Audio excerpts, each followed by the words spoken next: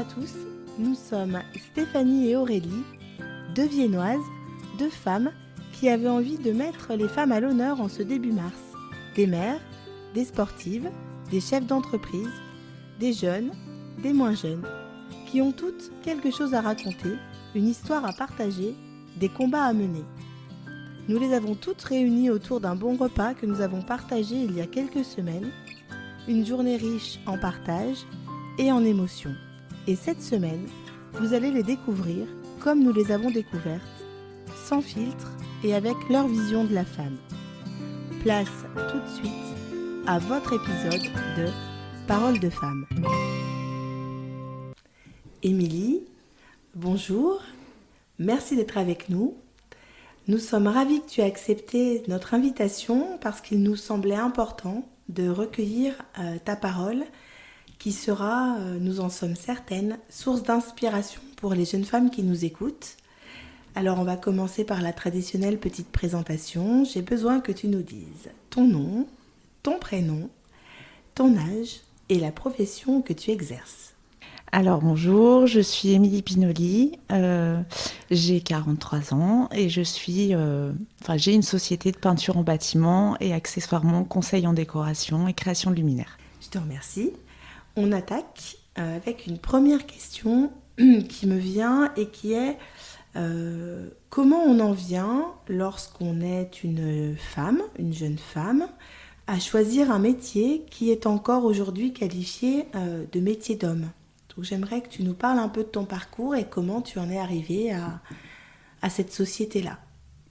Alors en fait, je pense que c'est tout simplement ce qui fait sens pour moi depuis que je suis jeune. Donc moi j'ai toujours été quelqu'un de manuel. Donc ça s'est imposé assez facilement de partir vers ce genre de métier-là. Après, j'ai eu évidemment un parcours avant d'en arriver là. Donc j'ai été potière. Donc voilà, c'était aussi un métier qui effectivement fait intervenir pas mal le physique en fonction du poids de terre qu'on est amené à tourner. Donc c'est aussi un métier qui peut être considéré comme en partie masculin, même si il y a quand même aussi beaucoup de potières. Et après, c'est un petit peu le cours de la vie aussi. Ma vie personnelle, être amenée à rénover une maison, avoir de l'intérêt pour le beau, pour la rénovation, on va dire. Et tout ça a fait que je me suis retrouvée à cette place-là. J'ai jamais trop interprété ça comme un métier typiquement masculin. C'est-à-dire que même de par ma formation, moi, j'ai intégré une formation qui était justement ouverte à un public exclusivement féminin, donc c'était plutôt assez intéressant. Alors sur le peintre en bâtiment, plus globalement effectivement sur le milieu du BTP qui est quand même encore peu ouvert aux femmes. Vous, les femmes du BTP, vous êtes encore figure d'exception. Oui. Par rapport à cette posture, et j'imagine que je vais aller dans des clichés, mais en tout cas c'est ce qui m'est venu lorsque j'ai souhaité te recevoir sur cette émission-là. J'imagine que quand même, lorsqu'on arrive sur un chantier, le premier regard des autres artisans doit être quand même un peu spécial.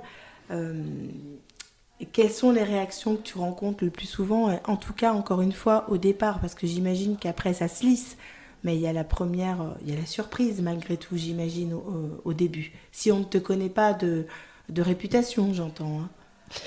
Je ne te cache pas que effectivement il y a toujours une petite partie d'étonnement. Après c'est quand même bien intégré, c'est-à-dire que la plupart des réactions sont quand même très bienveillantes. Là en plus nous on fonctionne à 2 filles. Donc c'est vrai qu'on arrive pas en position de force, mais en tout cas on arrive et c'est à 2. Et c'est vrai que du coup ce qui étonne un peu, c'est que effectivement non seulement on soit des filles, mais qu'on ait décidé de travailler à 2 filles. puisque je travaille avec ma sœur. Voilà. Après, c'est vrai que la plupart du temps, les réactions sont quand même extrêmement bienveillantes. Je peux pas dire que ça ne m'est jamais arrivé de sentir du jugement, mais sur l'ensemble de mon parcours, c'est quand même relativement exceptionnel, on va dire. Et c'est plutôt une note positive que tu donnes. Ouais, c'est plutôt une note positive. Après, voilà, pour avoir travaillé aussi en entreprise, j'ai eu peut-être la chance aussi qu'on vienne me chercher. Et qu'on vienne me chercher justement parce que j'étais une femme. Parce que la personne qui m'employait avant que je monte ma société, et justement avait cette volonté-là d'intégrer des filles, parce que ça permet aussi de tempérer les équipes, de travailler plus sereinement. Voilà. C'est vrai que peut-être on vient nous chercher pour ça aussi, pour la minutie, mais aussi pour le rapport humain. Alors, tu m'emmènes sur un sujet qu'effectivement j'avais prévu d'évoquer avec toi. Alors, à l'inverse, et n'étant pas dans le monde du bâtiment, j'avais plutôt la sensation que lorsqu'on emploie une fille dans le BTP, ça ouvre tout un tas d'obligations qui parfois peuvent freiner les employeurs. Alors, j'ai cet exemple qui me vient parce que c'est pour moi le plus parlant, mais quand vous êtes une fille, quand on embauche une femme, eh bien, tout d'un coup, on ne peut plus avoir une seule toilette, une seule douche. On doit avoir des toilettes et des douches séparées, ce qui peut générer des coûts supplémentaires. Sur un chantier, ça peut poser une difficulté. J'avais plutôt la sensation que c'était plutôt des freins, tout ça, et alors que tu vois, toi tu me dis, et je t'en remercie puisque c'est vraiment quelque chose de positif, qu'au contraire on vient vous chercher pour toute autre chose et que finalement les petits inconvénients dus à la loi, finalement on les efface très vite et que c'est pas très grave. Oui, après je pense que ça dénote quand même aussi d'une ouverture d'esprit. C'est-à-dire que je pense qu'il y a certainement des sociétés dans le bâtiment qui n'envisagent pas d'embaucher des femmes et qui ne le feront jamais. Et malheureusement, c'est encore d'actualité. Donc peut-être que c'est aussi une chance de pas en être passé par ces travers-là. Mais voilà, pour moi, ça n'a pas été une problématique, ou en tout cas, je l'ai pas ressenti comme ça. Après, c'est vrai que je pense que être une fille dans le bâtiment, il faut avoir quand même un tempérament, une certaine souplesse. Voilà. Souplesse. Ouais. Alors vas-y, explique-moi. ça m'intéresse. Je pensais que tu allais me dire il faut avoir un tempérament bien trempé. Non, toi tu parles de souplesse. Ça c'est intéressant. Ouais. Tempérament bien trempé, oui, je pense que ça fait partie aussi c'est-à-dire qu'effectivement, il ne faut pas se laisser trop impacter. C'est-à-dire, c'est pas forcément une dureté de caractère qu'il faut avoir, mais effectivement, il faut savoir parfois encaisser un petit peu des situations qui sont pas confortables, que ce soit physiquement ou parfois un peu moralement, même s'il y a énormément de bienveillance. Mais oui, il faut avoir cette dureté-là, on va dire. Par contre, la souplesse, je pense qu'elle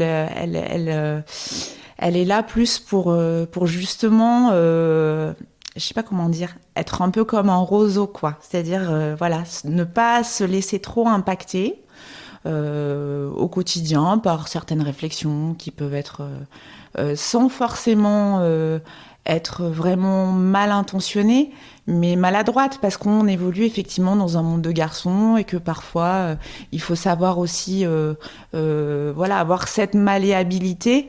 S'il y a une blague potache qui sort dans une discussion, ne pas s'offusquer parce qu'on on est là aussi pour accepter les gens tels qu'ils sont. Et c'est aussi parfois Enfin voilà, avec les équipes avec lesquelles j'ai été amenée à travailler, je pense que c'est en étant soi-même et en ayant cette souplesse-là qu'on finit peut-être au bout de 6 mois d'être apprécié pour le travail qu'on fait et que du coup, quand on a une exigence ou quand on dit à un moment donné, bah non, moi ça me convient pas ou stop, là t'es allé trop loin dans ce que tu dis, ça me va pas, et bah à ce moment-là on est respecté parce que on n'a pas forcément engagé dès le départ et dès l'entrée dans les lieux, dès les premiers rapports humains, on n'a pas engagé ce truc-là, cette opposition homme-femme, ce truc-là. Moi, je pense pas être une féministe dans l'âme, mais je pense que c'est toujours très intéressant d'être, comment dire, en miroir de l'autre, c'est-à-dire d'être là, se positionner et tout en ayant cette souplesse-là et en disant ok, j'accepte que tu sois comme ça, que ça soit ton éducation, que tu évolues toujours dans un milieu de garçon, que tu t'autorises ce genre de réflexion-là. Ok, je les prends. Par contre, à un moment donné, je vais m'en servir pour te faire évoluer dans ton mode de pensée, parce que si je travaille hyper bien, tu seras obligé de respecter ce que je fais. Et si je suis pas exigeante dans le sens où je vais pas te demander de porter mes sacs d'enduit, je vais pas te demander de faire mon boulot à ma place, du coup je vais gagner ton respect. Et à un moment donné, quand j'aurai besoin d'avoir une exigence, c'est de dire là, tu viens me toucher à un endroit où j'ai pas envie qu'on me touche. Moralement j'entends, hein. Mais tu viens me percuter à un endroit où j'ai pas envie qu'on me percute. Dans ma journée, je suis tranquille, j'ai pas envie de ça. Et ben à ce moment-là, la personne en face, elle va être réceptive parce qu'il y aura un respect qui se sera installé. Et ça se fait finalement plus facilement sans confrontation que quand on se positionne dans un rapport homme-femme. Qui finalement, le jour où on n'aura plus besoin de se positionner voilà. Là-dedans, c'est voilà. qu'on aura finalement... Ça devrait être la normalité. On devrait regarder un individu pour son individualité. Exactement. Et pas pour le genre. Exactement. Donc, ça devrait être la normalité et ça devrait être de l'ordre du rapport humain, de personne à personne et pas de... d'homme à femme. Et je pense que nous, cet exercice-là, alors, je pense que tout le monde, hommes et femmes, on devrait le faire. Mais je pense que, quelque part, c'est pas que c'est plus facile pour nous, mais l'intelligence, elle est là, je pense. De se positionner comme ça, sans être constamment en confrontation. Parce qu'au final, ben voilà, quand tu parles à quelqu'un d'intelligent en face de toi, qui a une intelligence de cœur, qui a une intelligence de raisonnement, que ce soit un homme ou une femme, ça va finir par s'accorder. Ça ne s'accorde pas forcément tout de suite parce qu'il y a des questions d'ego, parce que... D'éducation, de société. Bien sûr. Et effectivement, dans le bâtiment, des questions d'ego aussi, parce qu'il y a un historique, il y a un passif, et que ça s'atténue avec du temps et de la patience. Non, je pense que c'est aussi une question de positionnement intellectuel, et du coup on prend une posture qui fait qu'on ne met pas ça en avant et forcément on ne le renvoie pas, donc en fait personne vibre. Oui, c'est possible. Personne vibre cette différence. J'ai quand même une petite question un peu drôle, parce que voilà, justement on parlait des préjugés et des stéréotypes. Allez, on va aller en plein dedans. Une femme, c'est un peu coquette de temps en temps.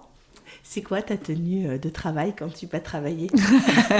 Alors, ma tenue de travail pour aller travailler, c'est vraiment le basique du peintre en bâtiment. Je pense même qu'il y a certains gars, certains peintres qui ont des pantalons plus... Alors, ils sont tout le temps propres, hein, c'est pas la problématique. Mais en tout cas, moins marqués par l'historique de leur chantier. Moi, mes pantalons sont très marqués par l'historique de mes chantiers. C'est-à-dire que j'aime bien être à l'aise dans mes vêtements. Et donc, sur le pantalon, en général, on a une petite trace de tous les chantiers qu'on a effectués depuis qu'on a commencé à travailler. Voilà. Après, moi, je suis quand même très souvent en blanc et tu te sens féminine. En hoodie. Alors, même dans ta salopette, tu te sens féminine. Alors, ton essence, est-ce que tu t'arrives à te sentir féminine, femme ? Plus ou moins, ça dépend des moments, ça dépend des jours. Mais ça, encore une fois, je pense que c'est pas forcément lié au travail, c'est plus lié à mon historique, à moi. Et même en dehors du travail, il y a des jours où je me sens plus mixte, on va dire. Et puis il y a des jours où j'ai envie de me maquiller, j'ai envie de me faire jolie, de me coiffer. Mais j'avoue que j'avoue que je pense que j'ai quand même un profil depuis l'enfance. J'ai un profil à avoir un métier qui soit à tendance masculine, on va dire, s'il faut mettre les choses ou les gens dans une case. Voilà, moi, je suis typiquement la petite fille qui était à l'établi de son père au sous-sol chez mes parents à planter des clous dans des planches. Plus que jouer à la poupée, tu vois. Voilà. Moi, j'étais en face de moi, et donc les gens ne te verront pas en photo simplement, mais tu as les codes féminins aussi. Donc, en fait, ça prouve qu'on peut avoir les deux en même temps, et que justement, l'idée, c'est de ne pas être tout l'un ou tout l'autre, mais de modeler ta personnalité pour que tout puisse s'épanouir, et que... C'est ça, tu es féminine. Moi, quand je te regarde, t'es en face de moi, voilà, t'as des boucles d'oreilles, des cheveux longs, un joli petit haut. Enfin, je veux dire, il n'y a rien en toi qui va dire que tu es peintre en bâtiment dans les préjugés. Donc, c'est ça qui est joli, c'est de faire exploser justement tous ces stéréotypes pour dire que finalement, on est qui on est. Le métier n'est pas le reflet, où on peut choisir ce qu'on veut et s'épanouir en tant que femme, finalement... tant qu'on est bien dans ses baskets. Exactement. Et ce qui est même assez rigolo, du coup, c'est que moi, ça m'est arrivé plusieurs fois dans Vienne de croiser des gens qui ne me reconnaissent pas. Ça, c'est chouette. Ouais. Entre les moments où je suis en tenue de chantier et les moments où je suis en soirée, il y a des gens qui mettent... Alors, soit ils ont... Bon, sauf ceux qui m'ont vu pendant voilà, vraiment une semaine chez eux, tous les matins au réveil, ceux-là, ils m'impriment. Enfin, ils m'impriment bien, en général. Mais effectivement, il y a des gens que je croise dans la rue, voilà, en tenue de chantier, à qui je dis bonjour, avec qui je vais échanger des mots. Et si je les croise complètement... voilà, dans une tenue différente, en mode fille, entre guillemets, maquillée, en soirée, ils vont pas faire le lien... Ils vont pas faire le lien, ou en tout cas pas tout de suite. Il faut un moment, il faut voilà, de nouveau rentrer. Ouais, donc il y a un peu cette double personnalité. Voilà. Bon, en même temps, je suis Gémeaux. Est-ce que ça y fait? J'en sais rien. Ça sera l'objet d'une autre émission. Une émission astrologique, je ne sais pas. Peut-être. Oui. Je vais terminer, Émilie, cet entretien par la question qu'on a posée à toutes celles qui se sont prêtées au jeu de cette première série. Pour toi, qu'est-ce qu'être une femme en 2023 ? Je vais faire un petit clin d'œil à ma fille de 16 ans qui adore les mondes féeriques. Je pense que c'est un être qui serait à mi-chemin entre la fée et la guerrière. Il y a encore beaucoup de choses à faire. Ouais. T'as pensé à ta fille en répondant un peu à ces questions ? C'est quelque chose qui t'intéresse ? Oui. Pas qui t'intéresse, mais qui t'interpelle. L'avenir qu'on va laisser à nos filles, à nous. Oui, bien sûr, bien sûr. Ouais. Elle est sensible à ça ? Oui, je pense qu'elle est sensible à ça. Je pense que elle est un petit peu comme toutes les ados de son âge, parfois complètement perdue dans ses choix, justement, de pas savoir forcément dans quelle direction partir. Donc c'est en ça que justement c'est bien aussi de leur montrer qu'en fait, la meilleure solution, c'est peut-être de travailler à ne pas se mettre de frein. Ouais. Que ça soit justement sur cette idée-là qu'on se fait de qu'est-ce que doit être un travail féminin ou qu'est-ce que doit être un travail masculin. En fait, il faut juste se poser des questions qui sont plus essentielles que ça, c'est-à-dire qu'est-ce que j'ai envie de faire, qu'est-ce qui me fait vibrer, qu'est-ce qui m'habite en fait, qu'est-ce qui me permet d'évoluer sereinement dans la vie. C'est un joli témoignage, Émilie, sur un parcours qui pour toi semble commun, mais qui pour nous semblait intéressant de faire découvrir. On te remercie d'être venu nous rencontrer, on te remercie d'avoir échangé autour de ce thème-là. Et puis on espère te recroiser très bientôt. Demain, vous retrouverez Aurélie pour un nouvel épisode de Paroles de femmes. Tu termines ? Au revoir, à bientôt. Au revoir, à bientôt et merci beaucoup. Et puis prenez soin de vous d'ici là.